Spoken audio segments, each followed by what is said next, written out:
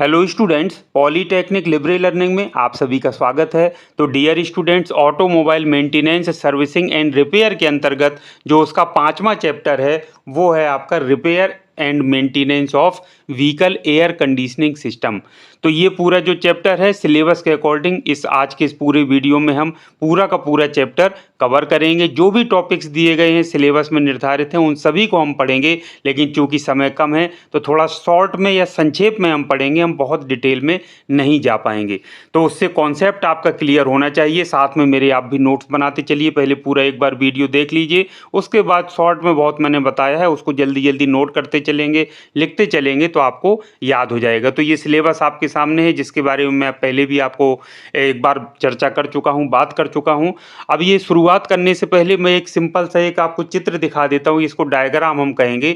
ये डायग्राम जरूर, जब भी हम एयर कंडीशनिंग सिस्टम की बात करें या एसी जिसको हम शॉर्ट में कहते हैं, जनरली हम एसी को जानते हैं ठंडी हवा, हम ठंडी हवा पाने के लिए ताकि हमको आराम मिले, अपने कंफर्ट के लिए हम एसी का प्रयोग करते हैं। तो चाहे घरों में यूज हो रहा हो, चाहे हमारी कार में या कोई भी अन्य वाहन है, बसों में एसी जो यूज हो रहा है, उसके ये 4 प्रमुख घटक जो बार बार आपके सामने आएंगे वो कौन कौन से हैं। एक तो कंडेंसिंग कॉइल, ये जिसको हम कंडेंसर कहते हैं। एक होता है इवेपोरेटर, या ये जो कॉइल होती है इसको इवेपोरेटर कॉइल भी हम बोलते हैं।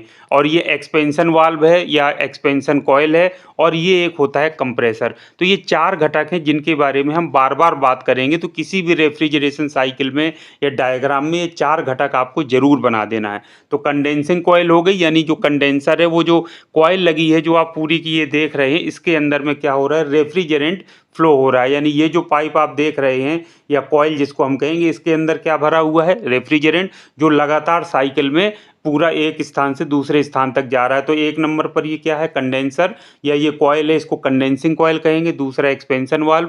तीसरे नंबर पर है इवेपोरेटर, या इसको इवेपोरेटर कॉइल बोलेंगे।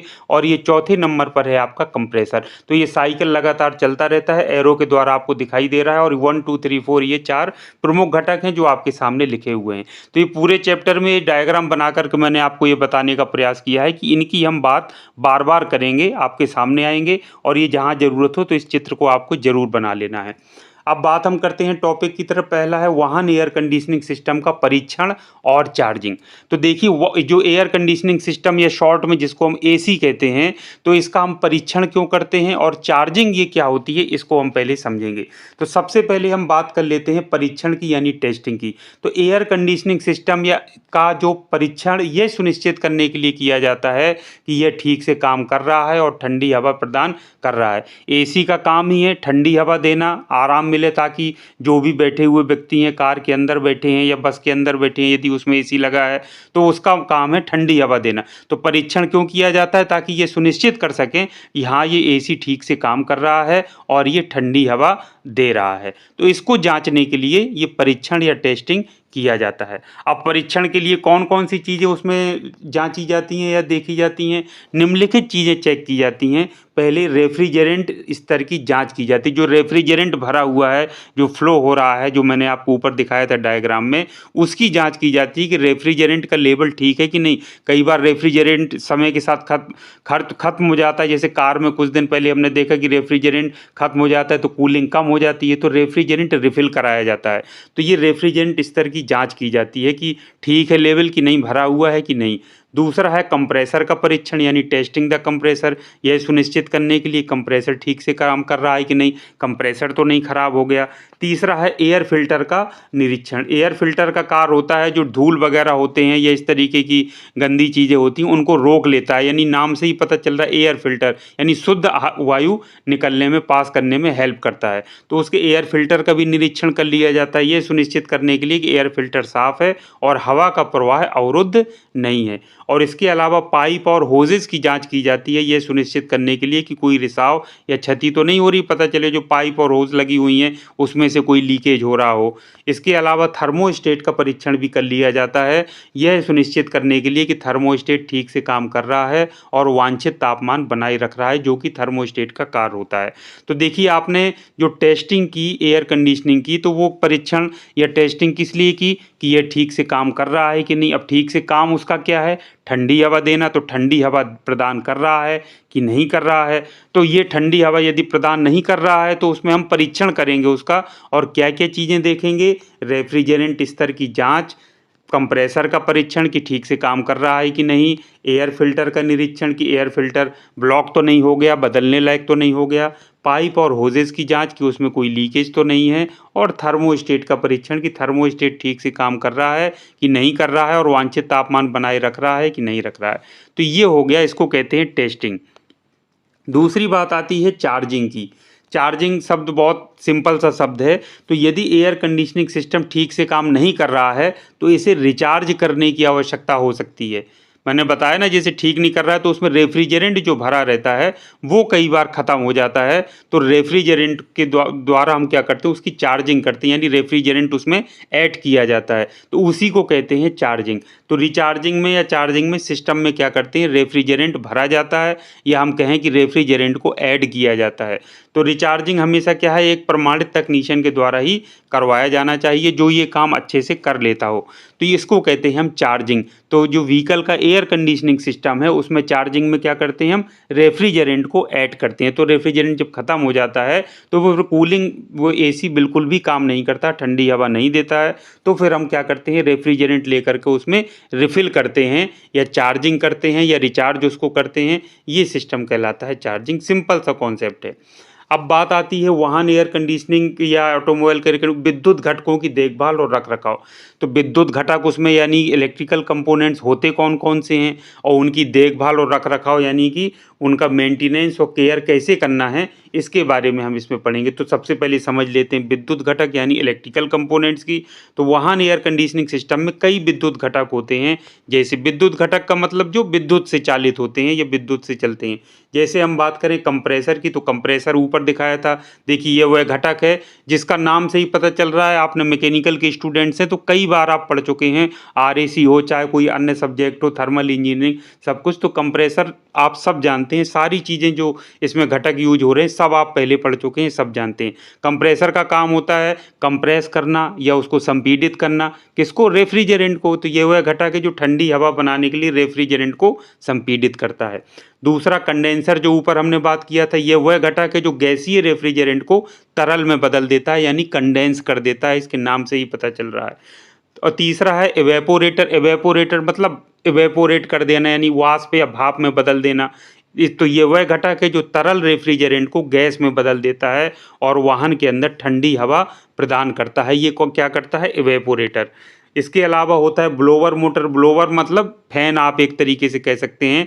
तो ये वह मोटर है जो हवा को एवेपोरेटर और वाहन के अंदर माध्यम से प्रसारित करते हैं। यदि आप कार में आप बैठे होंगे तो एक पंखा, फैन चलता रहता है जो कि ठंडी हवा को पूरी कार में फैलाता है, उसकी स्पीड को भी आप कम ज़्यादा कर सकते हैं। तो ये होता है। और फिर अगला होता है थर्मोस्टेट। ये वह घटक है जो वाहन के अंदर तापमान को नियंत्रित करता है। इसके अलावा रिले लगे होते हैं, ये वे स्विच हैं जो विद्युत प्रवाह को नियंत्रित करते हैं। और इसके अलावा फ्यूज़ भी होते हैं। ये उपकरण हैं जो विद्युत प्रणाली को क्षति से बचाते हैं। फ्यूज जैसा कि घरों में भी फ्यूज यूज होते हैं, वही उसी तरीके के फ्यूज उसमें होते हैं जो विद्युत प्रणाली को क्षति से बचाते हैं, जाहे के लिए यूज किया जाता है। तो रिले और फ्यूज ये जनरल घटक हैं जो आप हमेशा जानते हैं कि घरों में भी इस तरीके के या कई और अन्य जो सिस्टम होते हैं वहाँ पर भी इस्तेमाल किए जाते हैं।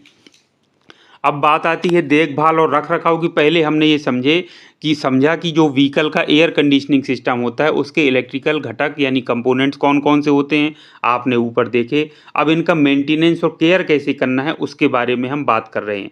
देखिए हेडिंग हमारी क्या थी, वाहन एयर कंडीशनिंग सिस्टम के विद्युत घटकों की देखभाल और रखरखाव। तो विद्युत घटक पहले हमने जाने, compressor, condenser, evaporator, blower motor, thermostat, relay, fuse. अब इनकी देखभाल और रखरखाव कैसे करना है। तो वाहन एयर कंडीशनिंग सिस्टम के विद्युत घटकों को ठीक से काम करने के लिए निम्नलिखित देखभाल और रखरखाव आवश्यकता होती है।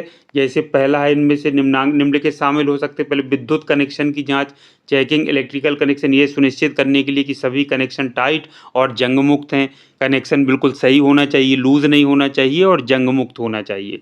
दूसरा फ्यूज़ और रिले की जांच की जाती है कि फ्यूज़ ठीक से काम कर रहे हैं कि नहीं, रिले ठीक से काम कर रहे हैं कि नहीं, काम इनका ऊपर आपको बता दिया है। ब्लोअर मोटर और पंखे की जांच की जाती है कि जो ब्लोअर मोटर है और जो पंखा है वो ठीक से काम कर रहा है कि नहीं, उसमें कोई गंदगी या मलबा तो जमा नहीं हो गया है। फिर कंप्रेसर की जांच की जाती है कि कंप्रेसर ठीक से काम कर रहा है कि नहीं, कंप्रेसर में कोई रिसाव तो नहीं हो रहा है। इसके अलावा एयर कंडीशनिंग सिस्टम को रिचार्ज करना, recharging the air conditioning system, ये सुनिश्चित करने के लिए सिस्टम में पर्याप्त रेफ्रिजरेंट है। ऊपर हमने अभी बात किया था charging the air conditioning system का मतलब है कि उसमें रेफ्रिजरेंट को रिफ़िल करना या फिर उसमें ऐड करना। तो इस प्रकार से आपने देखा कि जो विद्युत घटक होते हैं, कोई भी जो वाहन का एयर कंडीशनिंग सिस्टम होता है, उसकी केयर और जो आपका मेंटेनेंस है या रख-रखाव है, वो किन-किन चीज़ों का हम ध्यान रखते हैं, क्या-क्या चीज़ें सम्मिलित होती हैं। विद्युत कनेक्शन की जाँच हम करते हैं, फ्यूज़ और रिले की जाँच करते हैं, ब्लोअर मोटर और पंखे की जाँच करते हैं और कंप्रेसर की जाँच करते हैं। एयर कंडीशनिंग सिस्टम को हम रिचार्ज करते हैं, देख लेते हैं कहीं उसमें पर्याप्त रेफ्रिजरेंट है या नहीं है। बात आते हैं नेक्स्ट टॉपिक की तरफ, तो शोर स्तर प्रणाली यानी नॉइज़ लेवल सिस्टम। अब आपको पता है कि वाहन एयर कंडीशनिंग सिस्टम में शोर एक आम समस्या, आवाज़ आती है। फ़ैन की आवाज़ आती है, आप तेज़ करेंगे तो फ़ैन और तेज़ चलेगा तो आवाज़ तेज़ आएगी। इसके अलावा कंप्रेसर लगा है, वो चल रहा है तो कंप्रेसर की आवाज़ आती है। इसके अलावा अन्य घटक भी जो लगे होते हैं, काम करते हैं, तो उनसे भी आवाज़ आती है, शोर होता है। तो ये शोर को कम करने का प्रयास किया जाता है। तो ये जो शोर हो रहा है एसी की वजह से, उसको कम करने के लिए जो प्रणाली यूज़ की जाती है, उसको कहते हैं नॉइज़ लेवल सिस्टम या शोर स्तर प्रणाली। तो शोर स्तर प्रणाली क्या है? नॉइज़ लेवल सिस्टम यानी वाहन एयर कंडीशनिंग सिस्टम में शोर एक आम समस्या है, जो कंप्रेसर, पंखे और अन्य घटकों द्वारा उत्पन्न होता है। तो ये अत्यधिक शोर क्या होता है? ये दोषों, यांत्रिक दोष यदि कोई हो गया, मान लीजिए कोई चीज़ खराब है, जैसे फ़ैन ही खराब हो गया तो आवाज़ बहुत तेज़ कर रहा है, या कंप्रेसर खराब हो गई तो बहुत तेज़ आवाज़ करेगी। उसका रख-रखाव ठीक से नहीं हो रहा है, जो पार्ट्स हैं, मैकेनिकल पार्ट्स जो लगे हैं, उसमें यदि उनका लुब्रिकेशन ठीक से नहीं हो रहा है, तो आवाज़ ज़्यादा करेंगे, ज़्यादा शोर उत्पन्न करेंगे। आपने रख-रखाव, मेंटेनेंस ठीक से नहीं करते हैं, उसकी डिज़ाइन सही नहीं है। कई बार कंप्रेसर जो पहले आती थी, वो बहुत आवाज़ करती थी, आजकल नई डिज़ाइन की कंप्रेसर आती हैं, उनमें बिल्कुल आवाज़ नहीं होती है। तो इन सारी चीज़ों की वजह से अत्यधिक शोर यांत्रिक दोषों के कारण, खराब रख-रखाव के कारण या सिस्टम की अनुचित डिज़ाइन के कारण हो सकता है। अब वाहन एयर कंडीशनिंग सिस्टम से निकलने वाले शोर को कम करने के लिए विभिन्न तकनीकों का उपयोग किया जाता है। तो इसको नॉइज़ को हम कम, क्योंकि अंदर जो बैठे हुए व्यक्ति हैं, कोई नहीं चाहता कि तेज़ आवाज़ आए, शोर हो, हर आदमी कम्फ़र्ट चाहता है, आराम चाहता है, तो शोर जितना कम से कम रहे उतना अच्छा है। तो ये शोर को कम करने के लिए क्या चीज़ें की जाती हैं? एक तो ध्वनि अवरोधक सामग्री का प्रयोग यानी साउंड प्रूफिंग मटेरियल्स। आजकल ऐसे मटेरियल्स आ गए हैं मार्केट में जो कि ध्वनि अवरोधक का कार्य करते हैं, तो उनका प्रयोग किया जाता है ताकि अंदर जो बैठे हुए लोग हैं, उनको इस शोर से कोई परेशानी ना हो। तो कंप्रेसर और अन्य घटकों के आसपास क्या करते हैं, ध्वनि अवरोधक सामग्री का उपयोग करके शोर को कम करने का प्रयास किया जाता है। दूसरा होता है ध्वनि मंदक यानी साउंड डैम्पर्स, यानी साउंड को डैम्प कर देते हैं। तो एयर डक्ट्स में क्या करते हैं, ध्वनि दमनकर्ता या डैम्पर्स लगाए जा सकते हैं ताकि हवा के प्रवाह से होने वाले शोर को कम किया जाए। जब हवा तेज़ी से बहेगी तो उससे भी आवाज़ आती है, तो उसमें साउंड डैम्पर्स वहाँ पे लगा दिए जाते हैं डक्ट में। कंप्रेसर डिज़ाइन, मैंने बताया कि कम शोर वाले कंप्रेसर का उपयोग किया जा सकता है। आज नई डिज़ाइन आजकल आ गई है जिसमें कंप्रेसर में शोर बिल्कुल नहीं होता है, तो या बहुत कम, हमको पता भी नहीं चलता है। तो शोर स्तर को कम करने के लिए वाहन के अंदर अधिक आरामदायक वातावरण बन सकता है। तो यदि कम कर देंगे तो कम करने से शोर को क्या होता है, वाहन के अंदर आरामदायक वातावरण बनता है। अब एक होता है फ्रेश एयर अलाउंस या ताज़ी हवा अलाउंस। अलाउंस को हिंदी में वैसे छूट भी कई जगह कहते हैं या कुछ भी इस तरीके का शब्द लिखा हो, लेकिन आप अलाउंस इसमें समझिए। अब ताज़ी हवा नाम से ही पता चल रहा है कि भाई हम चाहते हैं कि फ्रेश एयर हमारे पास आए, फ्रेश एयर एक न्यूनतम क्वांटिटी बनी रहे, जिसे हम फ्रेश एयर अलाउंस कहते हैं। तो ये फ्रेश एयर अलाउंस क्या है, इसको और समझ लेते हैं। वाहन एयर कंडीशनिंग सिस्टम में ताज़ी हवा का प्रवाह महत्वपूर्ण है, क्योंकि ये हवा की गुणवत्ता को बनाए रखने और यात्रियों को आरामदायक रखने में मदद करता है। तो ये ताज़ी हवा हमको क्या है, मिलनी चाहिए। तो ये इसकी गुणवत्ता को बनाए रखने, जितनी अच्छी गुणवत्ता रहेगी उतने ही यात्रियों को आराम रहेगा।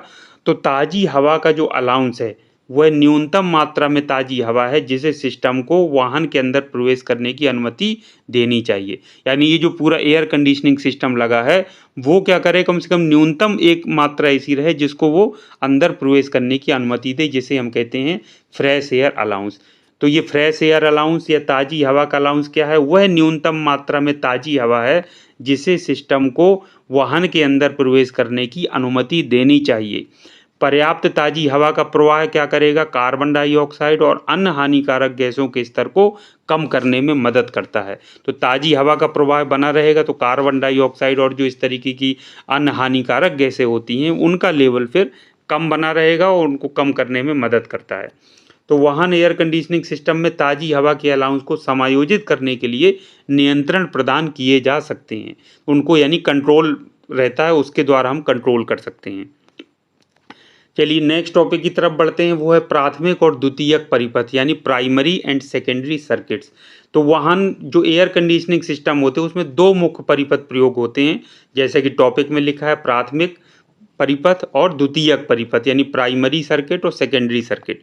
अब बिल्कुल बहुत सिंपल सा कॉन्सेप्ट है। सबसे पहले प्राथमिक परिपथ की यानी प्राइमरी सर्किट की बात करें तो ये वह परिपथ है जो वाहन की बैटरी से सीधे बिजली प्राप्त करता है। वाहन में आप सभी जानते हैं कि बैटरी लगी होती है, तो कोई भी ऐसा सर्किट या परिपथ जो सीधे बैटरी से बिजली या विद्युत प्राप्त कर रहा है उसको हम कहेंगे ये प्राथमिक परिपथ है या प्राइमरी सर्किट है। सिंपल सा कॉन्सेप्ट है। तो अब द्वितीयक परिपथ क्या होगा, द्वितीयक परिपथ वो परिपथ होगा जो प्राथमिक परिपथ से बिजली प्राप्त करेगा। तो जो द्वितीयक परिपथ है वो क्या कर रहा है, सीधे बैटरी से बिजली प्राप्त नहीं कर रहा है, वो कहाँ से कर रहा है, प्राथमिक परिपथ से। और प्राथमिक परिपथ कहाँ से बिजली प्राप्त कर रहा है, सीधे बैटरी से। तो ये सिंपल सा कॉन्सेप्ट है। प्राथमिक परिपथ वह परिपथ है जो वाहन की बैटरी से बिजली प्राप्त करता है। और द्वितीयक परिपथ क्या है, द्वितीयक परिपथ वह परिपथ है जो प्राथमिक परिपथ से बिजली प्राप्त करता है और एयर कंडीशनिंग सिस्टम के घटकों को पावर देता है या उनको शक्ति प्रदान करता है। तो इसके लिए एक ट्रांसफार्मर का उपयोग, छोटा सा ट्रांसफार्मर होता है जिसका उपयोग प्राथमिक परिपथ से द्वितीयक परिपथ में बिजली को स्थानांतरित करने के लिए किया जाता है। अब प्राथमिक परिपथ से द्वितीयक परिपथ में बिजली को स्थानांतरित करना है तो इसके लिए क्या किया जाता है, ट्रांसफार्मर का प्रयोग किया जाता है।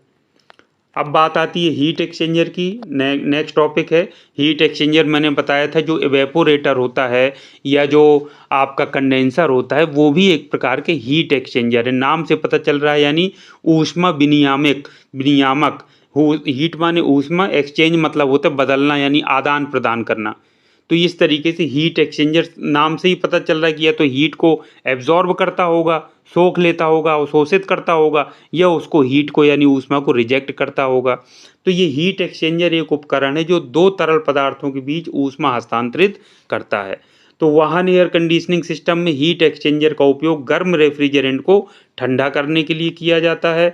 और हीट एक्सचेंजर में दो अलग अलग कक्ष होते हैं जिनमें से प्रत्येक में एक अलग तरल पदार्थ होता है। तो गर्म रेफ्रिजरेंट एक कक्ष से होकर गुजरता है और ठंडी हवा दूसरे कक्ष से होकर के गुजरती है। तो ऊष्मा हस्तांतरण तब होता है जब गर्म रेफ्रिजरेंट ठंडी हवा को ऊष्मा देता है। तो वहाँ एयर कंडीशनिंग सिस्टम में दो मुख्य हीट एक्सचेंजर होते हैं जो मैंने अभी आपको बताए। एक तो कंडेंसर, ये भी एक हीट एक्सचेंजर है, और दूसरा होता है एवेपोरेटर, ये भी एक हीट एक्सचेंजर है। तो कंडेंसर होता है, मैंने आपसे बताया था, कंडेंस कर देता है गैसीय रेफ्रिजरेंट को तरल में बदल देता है। तो ये वह हीट एक्सचेंजर है जो गैसीय रेफ्रिजरेंट को तरल में बदल देता है और इसे ठंडा करता है।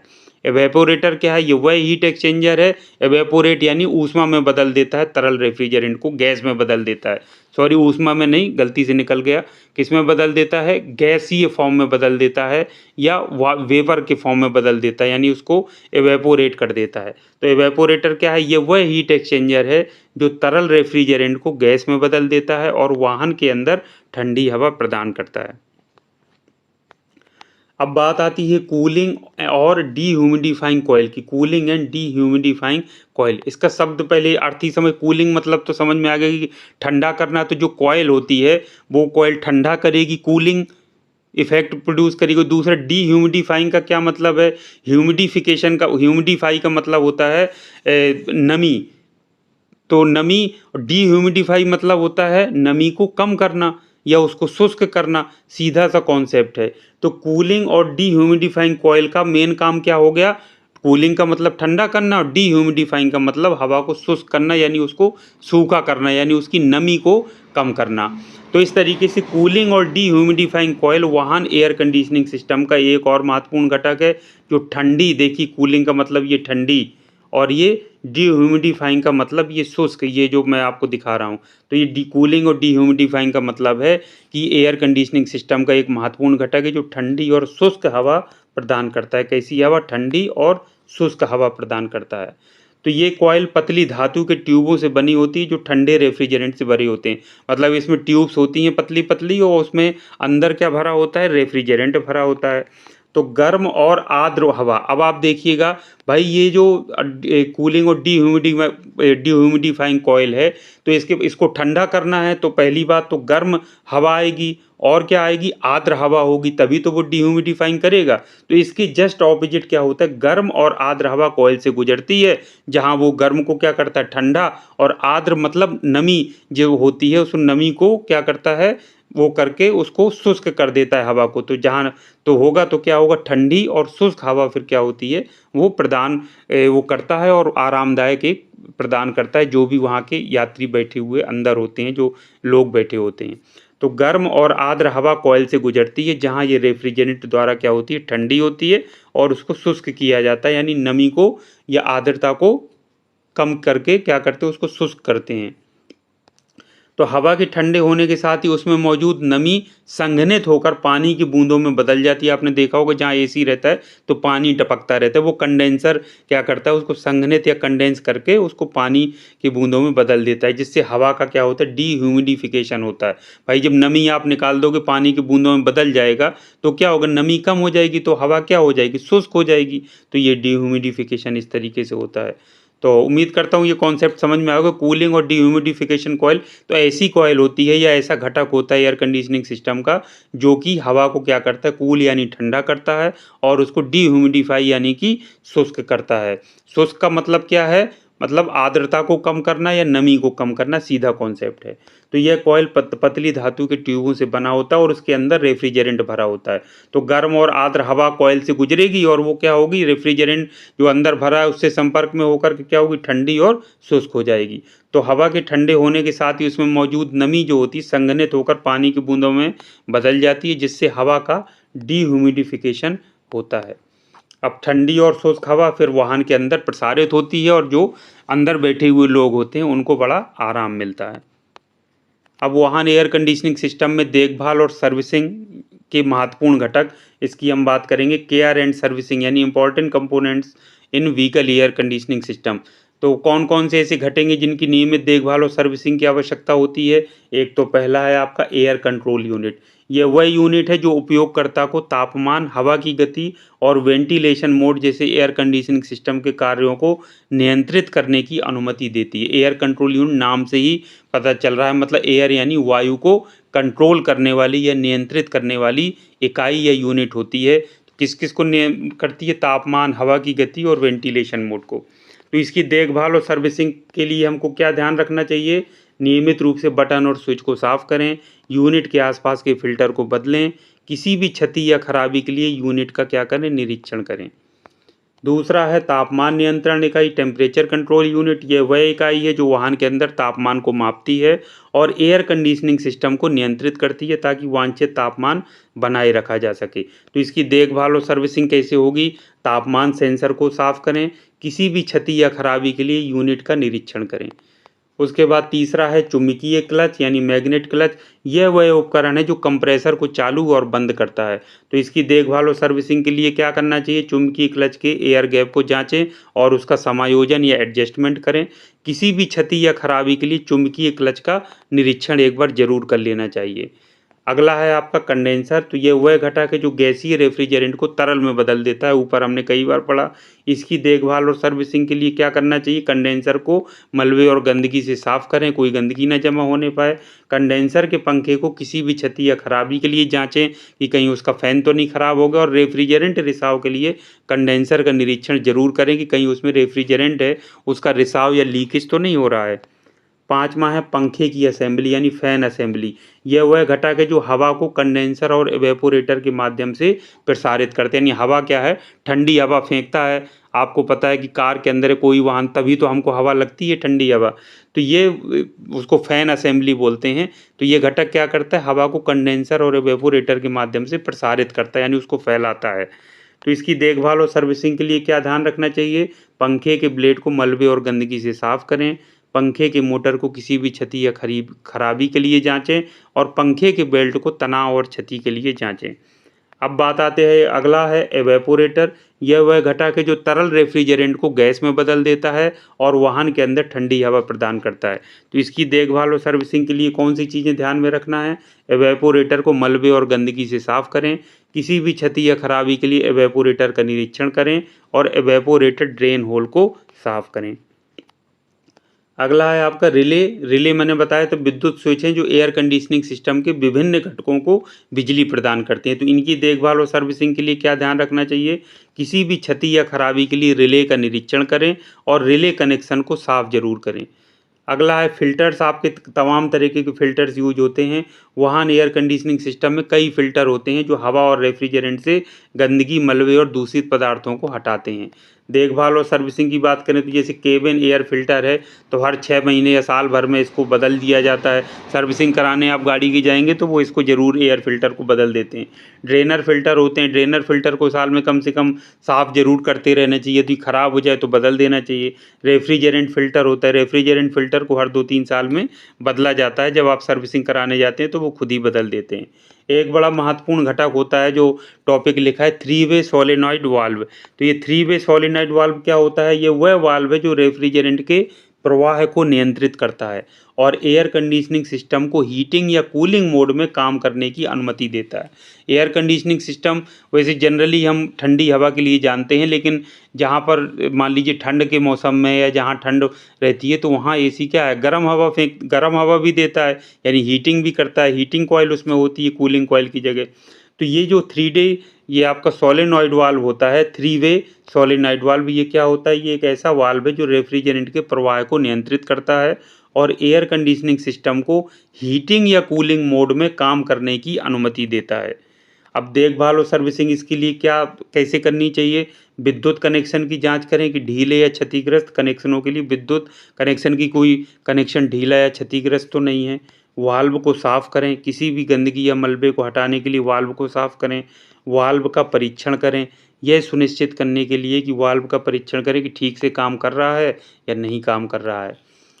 अब अगला टॉपिक है, सबसे लास्ट है, वाहन एयर कंडीशनिंग सिस्टम की हार्नेस की जांच, यानी checking harness of vehicle air conditioning system. तो ये सबसे पहले हम ये जान लेते हैं ये हार्नेस होता क्या है। तो हार्नेस सिंपली एक तारों का बंडल होता है जो विद्युत घटकों को एक दूसरे से जोड़ता है।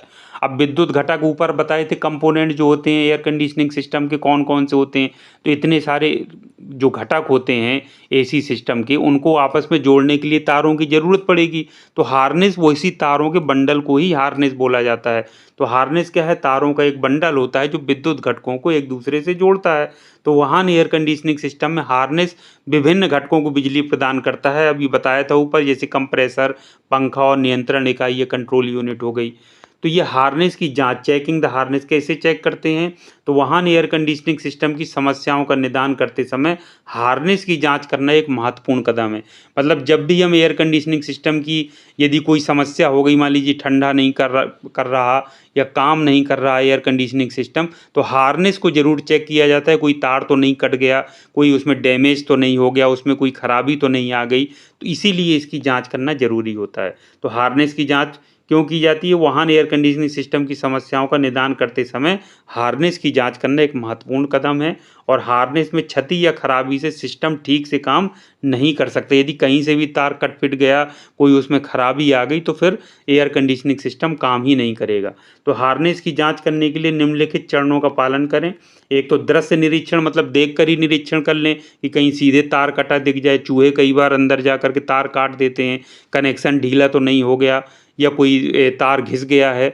तो हार्नेस के लिए किसी भी दृश्य क्षति, मतलब दृश्य मतलब देख कर ही जो समझ में आ जाए कि जैसे कटे हुए तार हैं, घिसे हुए तार हैं या ढीले कनेक्शन है, उसकी जांच हम करके देख लेते हैं। पहला स्टेप ये होता है।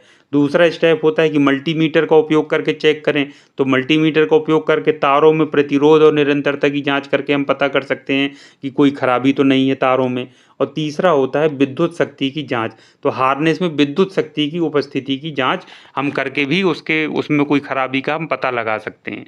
तो इस तरीके से ये स्टेप्स हैं जो हम उसमें इस्तेमाल कर सकते हैं। तो इस प्रकार से पूरा का पूरा जो चैप्टर है वो हमने पढ़ा टॉपिक वाइज। जो भी सिलेबस में आपके टॉपिक्स निर्धारित थे वो सारे हमने देखे शॉर्ट में, चूँकि समय कम था। निश्चित तौर पर कॉन्सेप्ट पर ही हमने फोकस किया है, लेकिन मैं फिर बता रहा हूँ कि कोई चित्र जो भी हमने चीज़ें पढ़ी, कोई सिंपल सा डायग्राम, कोई चित्र आपको बुक से या कहीं से मिल रहा हो तो उसको ज़रूर बनाइएगा, उसको ज़रूर पढ़िएगा। बाकी जो ज़रूरत था मैंने आपको सब बता दिया है। तो उम्मीद करता हूँ कि आप बहुत अच्छे से पढ़ाई करके अच्छे मार्क्स से पास होंगे। इन्हीं शुभकामनाओं के साथ मिलते हैं नेक्स्ट वीडियो में। तब तक के लिए थैंक यू वेरी मच। आप सभी का दिन मंगलमय हो।